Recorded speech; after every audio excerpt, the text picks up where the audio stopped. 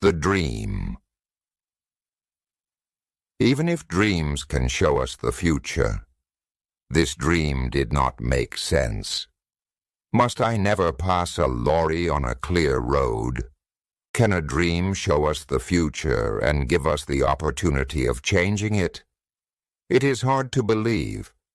If we can see the future in a dream, then surely the future already exists. If it does, then we are not free to act in the ways we wish to. We are not responsible for our own lives. Before I tell you the dream, I must explain a little about the context. It was the summer of 4 years ago, and I was driving my family back from Italy through the south of France. My son had not yet learned to drive. My daughter was too young, and my wife doesn't drive at all. I had been at the wheel for the best part of 3 weeks. Perhaps I was tired. Perhaps I could think of nothing except cars. We spent the night of the dream in a town called Tain-l'Hermitage. Now I'll tell you the dream. I was sitting in a big, powerful, cream-colored car, and I was driving at high speed through the country. I was coming to a bend in the road, and in front of me there was a very large lorry. My foot reached out towards the brake, but it could not find it. I looked down. There was no brake.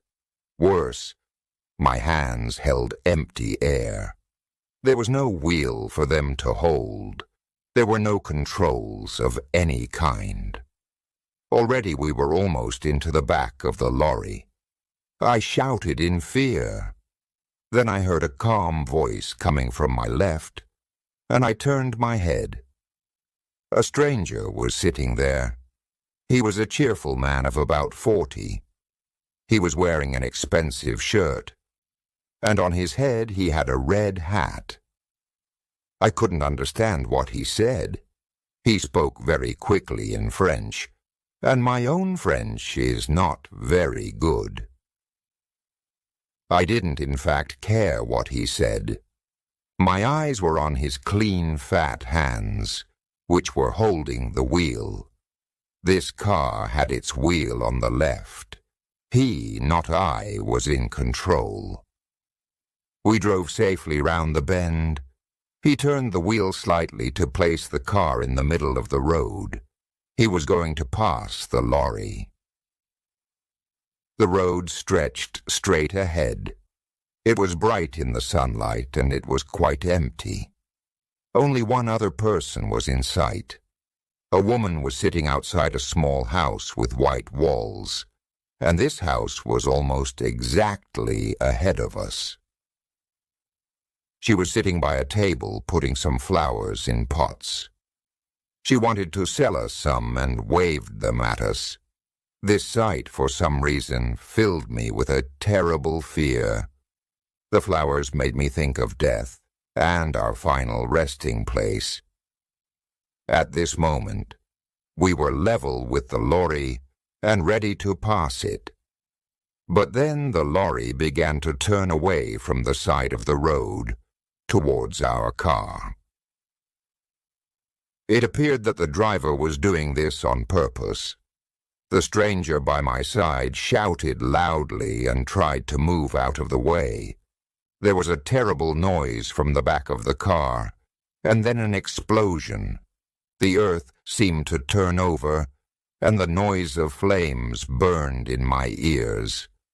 At that point, I woke up in fear.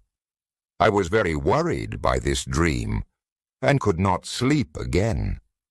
It seemed to have a message, and I wanted to explain it.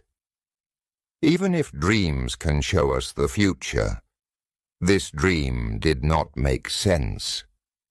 Must I never pass a lorry on a clear road? The road to Paris is always filled with very large lorries.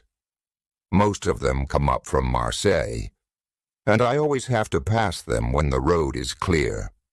I can't drive slowly behind them forever. No, this was not the meaning of the dream. At its heart was some kind of fear. I had to recognize my fear, and then I could forget all about it. I thought about my driving during the last 3 weeks. I tried to remember all the lorries and all the small white houses. I thought of all the cars, which were painted cream. I remembered nothing of any great interest. I had imagined that the road in the dream must be in France. It was long, empty, and straight. But then I remembered that we had passed the lorry on the right. So the dream was about a road in England. In England, all cars keep to the left. Immediately I remembered something. 2 years before this, I was traveling in the north of England. An American and I were making some radio programs. He had brought his car from America, and of course, the driver sat on the left side. The brakes and other controls were also on the left, but the color of his car was not cream. The American was a careless driver, and often passed other cars against my advice. Remember that I was in a better position to see. I was sitting on the right. Once, just after Nottingham, he played chicken. You probably know about chicken. It is a game that is played on the roads. It is becoming more and more popular in America, because long journeys are often very dull. You just move your car into the middle of the road and stay there. When another car appears, it comes towards you in the middle of the road. The driver who turns away is the chicken. Quite often neither driver turns away. I expressed my displeasure at this game in language that the American could not fail to understand. We did not play it again, but it had probably left its mark on my mind. So then, when I was asleep, I experienced it all again in a dream. I also remembered something else while I was having breakfast. When we played chicken, it was an uncommonly windy day. We stopped at Chesterfield, and the American bought a hat. It was a black hat, not a red one. But in dreams, details are not always exact. After this, I forgot about the dream until the afternoon. The big French lorries often play their own game. They stay in the middle of the road, and you can't pass them. You have to stay behind them. Sometimes you have to follow them for endless kilometers, although the roads are almost completely empty. This afternoon we were following a large vehicle which was making terrible noises. When I blew my horn, the driver moved to the side of the road, but it was the wrong side. He was driving along on the left, instead of keeping to the right. There was enough space on the right for me to pass him, but to do that would be wrong. So I just followed him for a few kilometers, and I told myself not to pass him. I considered the situation from every point of view. I could certainly turn my car more quickly than he could turn his lorry. It was a very big, heavy lorry. Could I perhaps pass him quickly on the right before he could do anything? If he turned to the right, though, he could easily kill us all. He probably wanted a bit of fun, but he might want an accident. If he killed us, nobody would say it was his fault. The law would be on his side. The road ahead was quite empty and went on for many kilometers. I drove more slowly until some distance separated us. Then I increased my speed as much as I could. I drove towards that empty space beside the lorry.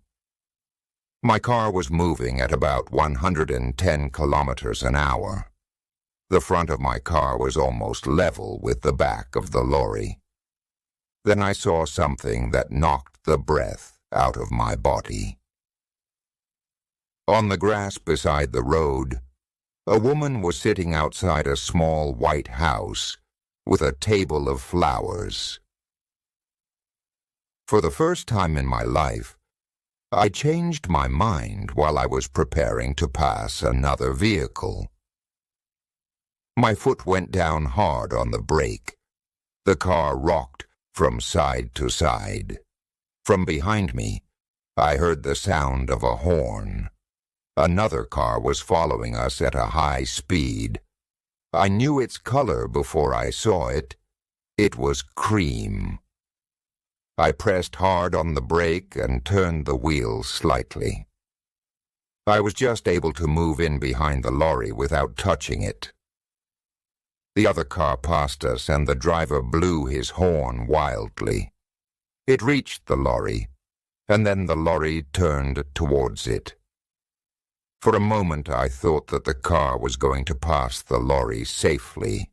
It was moving very fast. Then the front of the lorry just touched the back of the car. It was only a light touch, but it knocked the car towards the side of the road and the woman at the table. The driver of that car knew exactly what to do. With the greatest skill, he turned it back into the middle of the road. His control was wonderful, much better than mine. He waved angrily at the lorry driver and drove quickly away in a cloud of dust. He was soon out of sight. We stayed that night in Fontainebleau. A big car was standing outside the hotel, and the back showed signs of damage to the paintwork. It was a cream car, and so I looked for the driver. He was not wearing a red hat or an expensive shirt. He was a young man from Paris, not like the driver in my dream. He spoke good English, so I asked him if he would like the number of that lorry. I had noticed it, and I was happy to give it to him. But he only laughed. The law won't help you if you pass on the wrong side of the road. To him, the whole thing had been a game. It tests your skill, he said. If the car is powerful enough, you can do it, but you couldn't do it, not in your car. I didn't tell him about my dream, my reason for not passing the lorry. There was no time. He was in a hurry and wanted to reach Paris quickly. It made me think, though. I don't really believe in dreams, of course, but something saved us all from a terrible death.